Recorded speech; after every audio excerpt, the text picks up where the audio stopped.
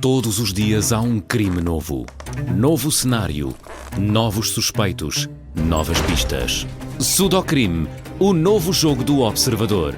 Descubra quem foi com a lógica do Sudoku e faça justiça pela sua cabeça. Na secção Jogos em observador.pt ou na app. E o livro com 100 jogos já em pré-venda.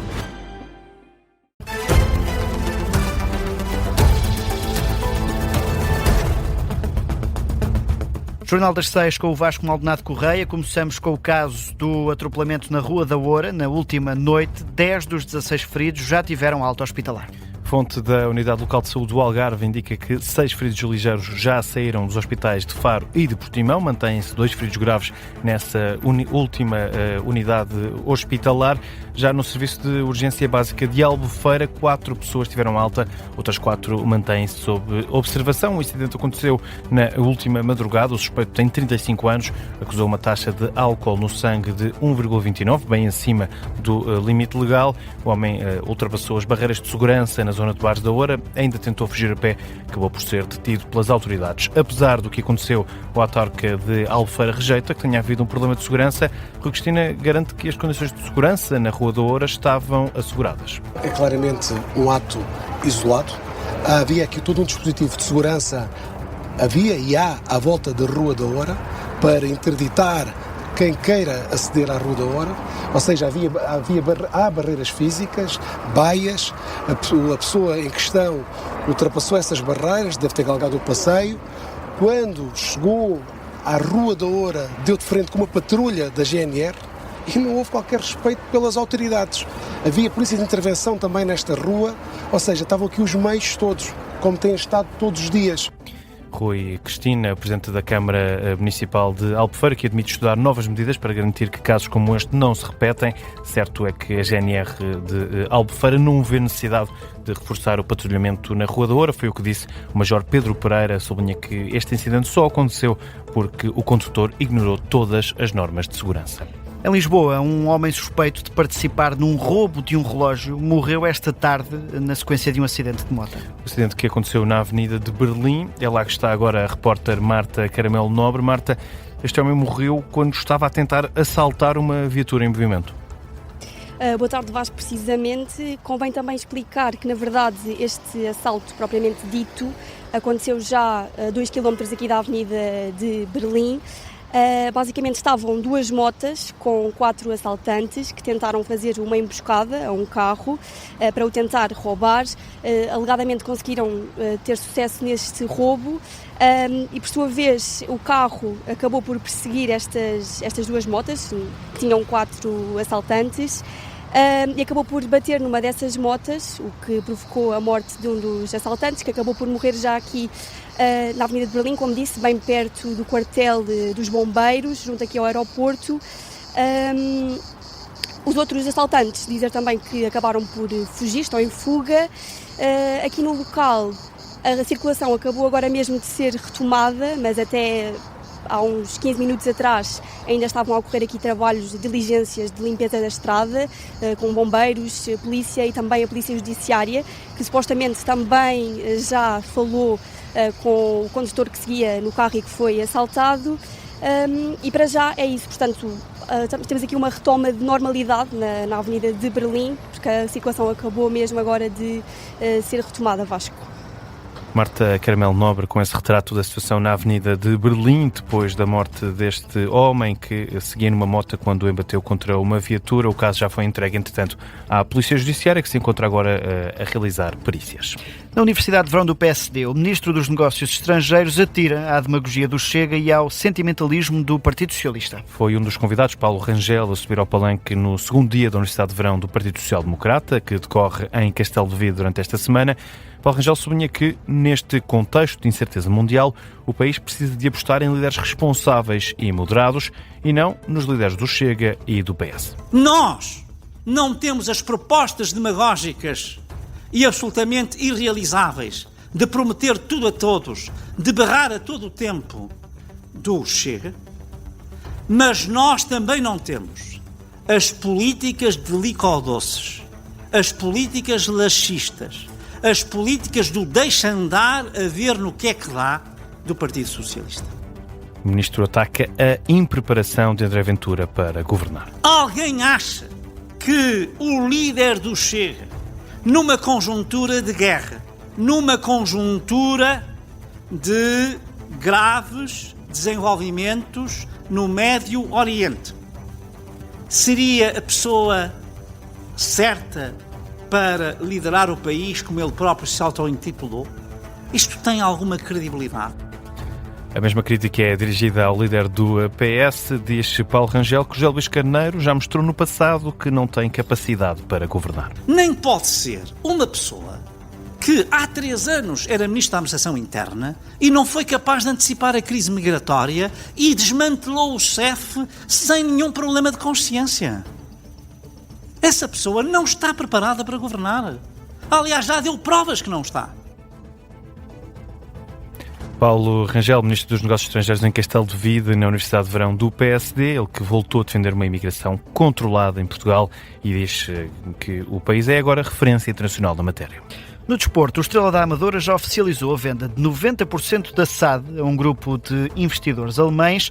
Em entrevista à Rádio Observador, Paulo Lopo deixa um conselho aos dirigentes dos 3 grandes. Diz que é importante garantir parceiros minoritários para internacionalizar as marcas. Paulo Lopo considera que Sporting, Benfica e Porto já esgotaram a capacidade de crescimento dentro de Portugal. Por isso, diz, a solução deve estar nos mercados, além fronteiras, de modo a continuar a competir com qualidade nas provas europeias. A dimensão dos nossos clubes grandes é tão grande que lhe permitiria a eles internacionalizarem. Se fosse eu que tivesse essa decisão nas minhas mãos, naturalmente que internacionalizaria os clubes grandes. Porquê? Porque a dimensão do nosso país não comporta a continuidade do crescimento destes clubes se eles não se internacionalizarem. Porque o clube que fica em último lugar na Primeira Liga Inglesa recebe tantos direitos televisivos como o Benfica. E isto é uma concorrência muito desleal. Paulo Lopo recorda a transformação do clube desde 2020, explica que várias propostas foram analisadas para a compra da SAD do Estrela da Amadora, mas só esta, que traz uma quantia de 40 milhões de euros, garante um projeto de futuro. Acho que é muito importante escolher bem. Eu penso que das 10 ou 15 propostas que nós tivemos ao longo destes últimos 2 anos, esta foi aquela que nos garantia uma melhor qualidade de futuro. Não é? Eu penso que estão reunidas condições pela experiência das pessoas que vêm liderar o projeto, nomeadamente o Ioannis, que tem mais de 10 anos de Bayern de Munique. Estão reunidas condições com a equipe que nós deixamos, com o técnico que nós escolhemos ainda, o Pepa. O ainda presidente da SAD do Estrela da Amadora revela que as primeiras ligações ao mercado germânico começaram com a aquisição do jogador Sidney Lopes Cabral, passou entretanto pelo Benfica e que está agora no futebol turco. Paulo Lopo revela que ainda não tem planos para ingressar noutro projeto no mundo do futebol. Em Espanha, a Ministra da Defesa diz que existiu uma interpretação enviesada da lei na entrada de quase 80 mil imigrantes em Ceuta no último mês. Foi o que disse Margarita Robles esta tarde no Congresso Espanhol. Esteve a ser ouvida para esclarecer os factos relativos à enchente de imigrantes ilegais na região autónoma de Ceuta.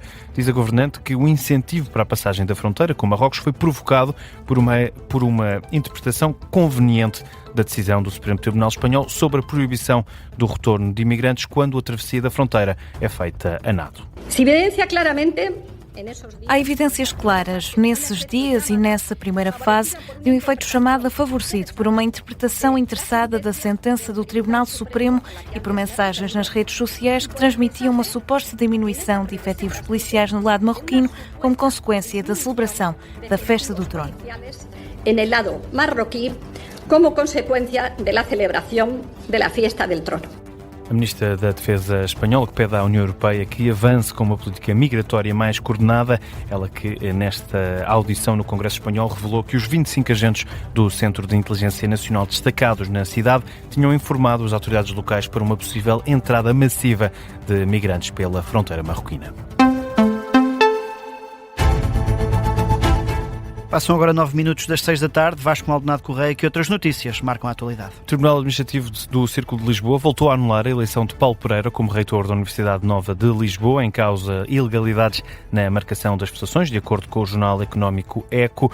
O mesmo tribunal já tinha mandado repetir as eleições para a reitoria da Universidade Nova de Lisboa em março, sendo que Paulo Pereira foi reeleito em maio. Na quarta etapa da Volta à Espanha, Tadej Pogačar conseguiu cimentar a liderança na prova. O ciclista esloveno venceu a tirada que terminou em Andorra la Velha e aumentou a diferença para o segundo classificado. Já o português João Almeida não teve um dia positivo. O atleta de A dos Francos terminou a etapa com quase 23 minutos de atraso para o primeiro classificado. Está agora na posição 59 da classificação geral. E por falar em volta, Miguel, não sei se já viste um episódio caricato a envolver a etapa de ontem. São grandes imagens. Para quem não viu, já que tu já viste, assim não tenho que te explicar, a terceira etapa da prova foi cancelada porque nos últimos 15 km o pelotão da Vuelta foi atingido por uma forte queda de granizo. Os ciclistas não conseguiram continuar na estrada e, sem qualquer autorização da organização, tentaram resguardar-se num qualquer sítio que estivesse disponível.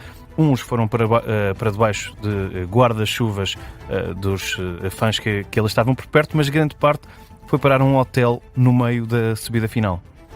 São grandes imagens que pode ver também no site do Observador, porque os ciclistas acabaram por invadir este hotel, foram entrando e de repente estavam perto de 180 pessoas lá dentro, sem que os funcionários do hotel estranhassem muito. E não só não estranharam, como entregaram toalhas, bebidas quentes, um espaço para que os atletas conseguissem aguardar pelos autocarros das equipas. E isto foi tão positivo para estes atletas, foi tanta a hospitalidade que muitos fãs e agora também alguns dos ciclistas já foram à internet deixar boas avaliações e comentários muito positivos ao tratamento desta unidade hoteleira. Fica no sul de França, que então albergou estes ciclistas no meio da tempestade. E entretanto a organização já pediu ao hotel a fatura da despesa dos chás e das toalhas e o hotel disse que não era nada, esta ficava de borla. Ainda há bons exemplos no meio de tudo. Ainda há boa gente. O Vasco Maldonado Correia vai voltar daqui a 20 minutos para atualizar as notícias.